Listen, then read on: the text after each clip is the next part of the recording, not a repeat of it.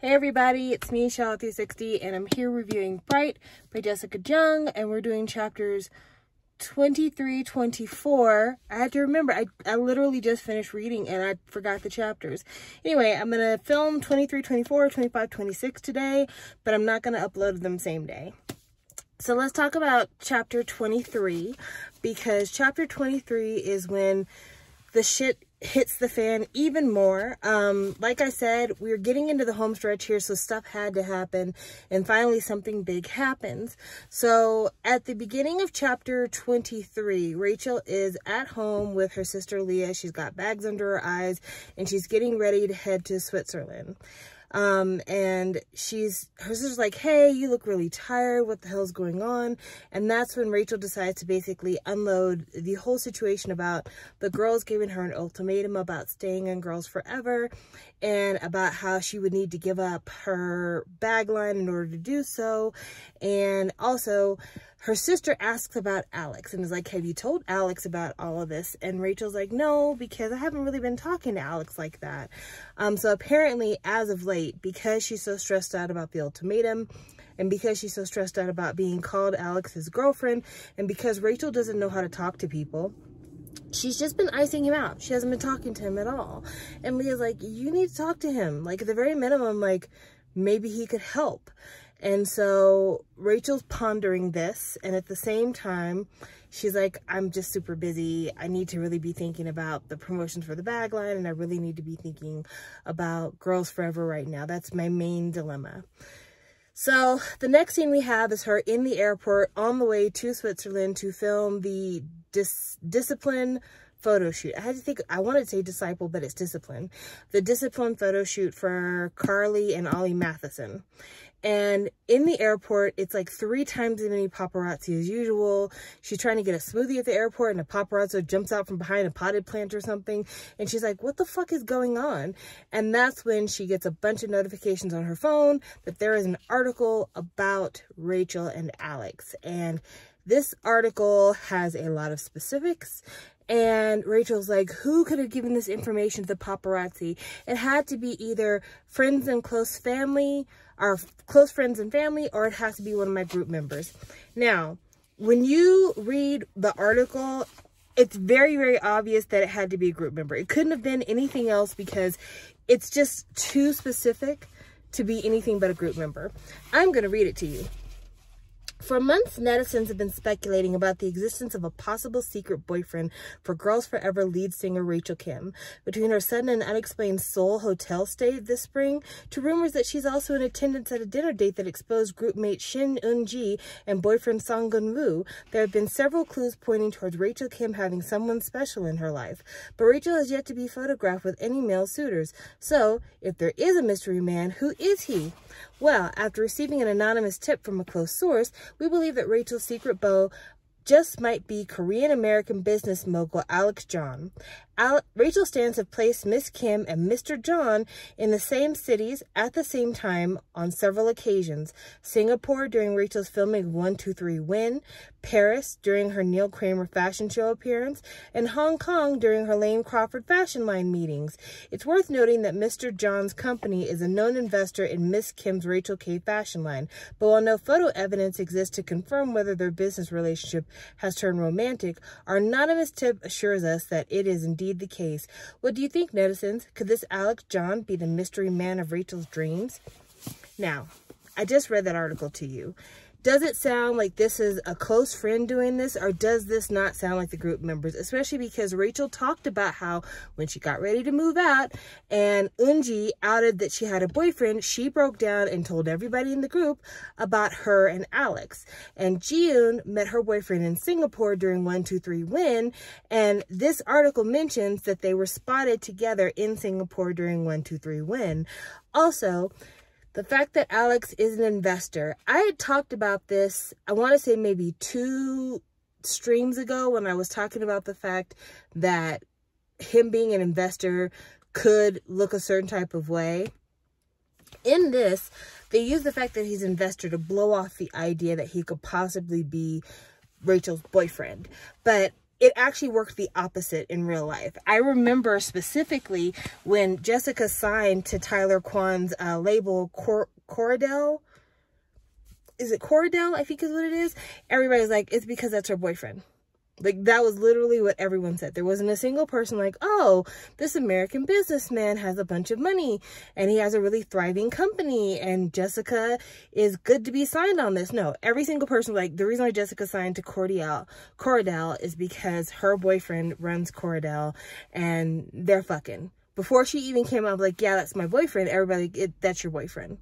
So I just feel like in this aspect, I don't know if it's just basically that Jessica doesn't believe that her audience can infer that much, but the real way that that article would have happened is if Tyler was an early investor of Blanc & Eclair, at the time that the article came out and the people who wrote the article knew that he was an early investor in Blanc & Eclair, there's no way that SM or anybody else would have been able to talk the press out of believing this is Jessica's boyfriend. Like, it just would have been an automatic.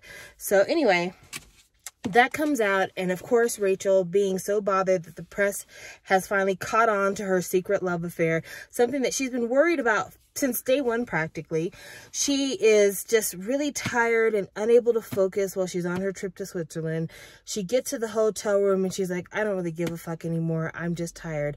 Then she hears knocking, but it's not coming from the front door. It's coming from what she thinks is a closet. So because Rachel is smart, she picks up a vase and is intending to club over the head whoever happens to be in her closet, which, let me tell you something. In real life, if that's me, if I thought somebody was in my closet knocking from inside my hotel room, I would run out of my hotel screaming, talking about, help, help, there's somebody in my room.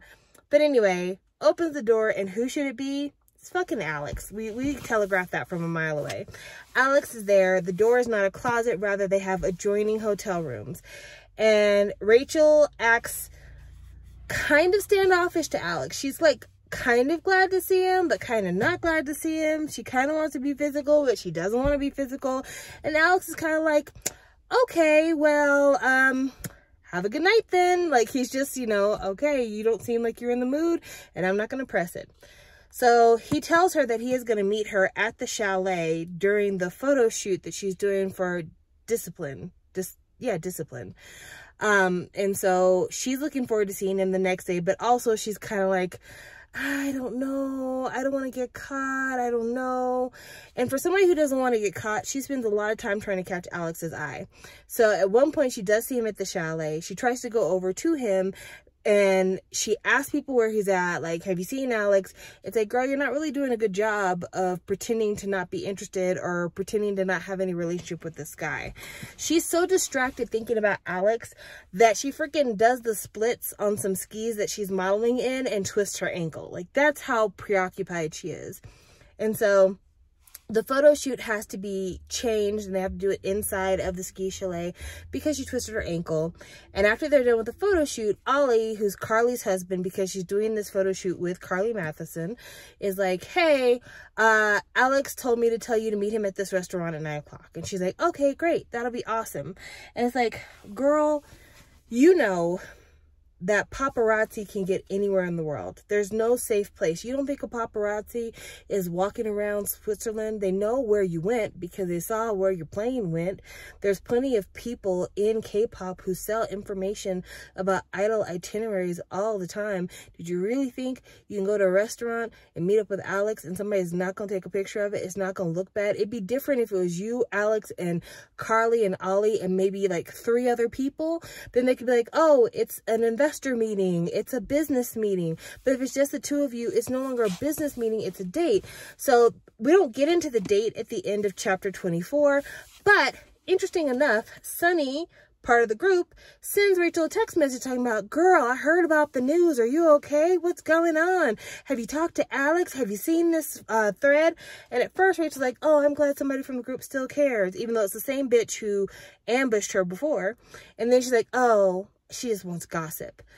And I'm just like, Rachel, are you that fucking naive? If somebody ambushes you to tell you like, oh yeah, we're having dinner, when they're actually staging an intervention, and then they try to talk to you after that? Why wouldn't you be like, I know you're not fixing your mouth to talk to me right now. You need to be on your knees apologizing because that was some fucked up shit you did. And I can't be the only one who thinks that way. Like, at first I'm like, maybe I'm just a hard-hearted person and that's the reason why I don't have a lot of friends. But no, it's not that at all. In reality, if this was the kind of behavior that was really going on in Girls' Generation, where people were outing each other to the press and people were ambushing each other and ganging up on each other and plotting against each other, then I don't know how any of them could be friends, honestly, because it's not even just like, you're doing me wrong, therefore you and I can't be friends. It's like, I've seen you backstab somebody, so I could never trust you because you're the type of person who would backstab somebody. And that means a lot in this kind of business. It means a lot to be working in a business where you can't trust the people around you. How are you expected to ever make friendships in that way? And so, Girls' Generation falling apart, or at least Jessica falling apart from Girls' Generation, makes sense because the Rachel in this book can't trust a single member of Girls Forever. Not a one. Not a one. And if it was really like that in real life, then I don't believe that Jessica's friends with any of the members in any capacity. They might be cordial. They might still do like a little bit of business together, but I don't think that they're friends. But again, I did tag Jessica as a narcissist the last time we spoke. So, like, honestly, who is friends with Jessica? I think she's friends with Sunmi, maybe. I think that she sent Sunmi a gift during a promotion period or something. But, like, seriously, outside of Crystal, who is friends with Jessica? Like, real friends. Because she doesn't seem like the kind of person who can keep a friend. And again, I know I've been harsh on Jessica, but a lot of my harshness really does have to do with the fact that it's so hard to get to the point where you're a K-pop idol. The fact that Jessica Jung made it as far as she did, and if this book, even though it's fantasy, obviously, and there's some things that are done just for, you know, plot points and whatnot, if Rachel is a somewhat accurate representation of Jessica Jung, I don't know how Jessica Jung survived being a K-pop idol, because she seems too naive to have survived in that industry for as long as she survived in that industry. You know, it's an industry where there's constantly people looking to invade your privacy. It's constantly people looking to catch you in your worst moments. It's constantly people trying to find a reason to dislike you. Yes, there are the fans that will forgive you practically anything. I mean, there are idols out here who are there are idols out here raping people, and they still have fans. They still have fans. And you know who I'm talking about. We're talking about Golden Phone. There are idols out here raping people, and they still have fans. So there's always going to be people who are going to love you no matter what. They don't care what the hell happens to you. But there are a whole bunch of other people who are looking for you to fall. And it just is weird to me that she continuously operates with the kind of like, things will just work out for me mentality, knowing how hard it was to get where she was. But then again, I mean, we see what happened with Jessica. So I can't say that this is completely outside of character, or that all of these personality traits were made up in order to be able to write this book, because I think Jessica really and truly believes in Tyler Kwan. Wholesale, full stop. I think she really does believe that Tyler Kwan is a billionaire. I think she really believes that Tyler Kwan is the love of her life. I think Tyler Kwan has manipulated her into believing that they don't need marriage. Because honestly, I think if they got married, then Tyler Kwan would have to be financially transparent with Jessica, and I don't think he's prepared to do so.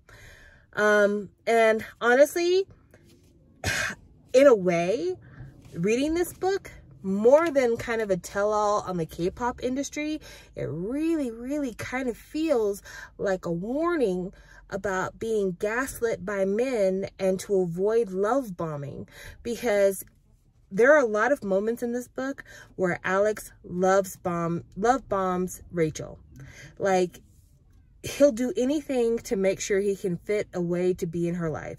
But a lot of the ways that he does it, if you'll notice, are always done by surprise. Like, he meets her in Switzerland, a surprise. He meets her in Paris, a surprise. Like, he's constantly trying to find ways to, like, catch her off guard, to make it seem like, oh my gosh, he's so considerate. I didn't ask him to do it, and he just did it anyway.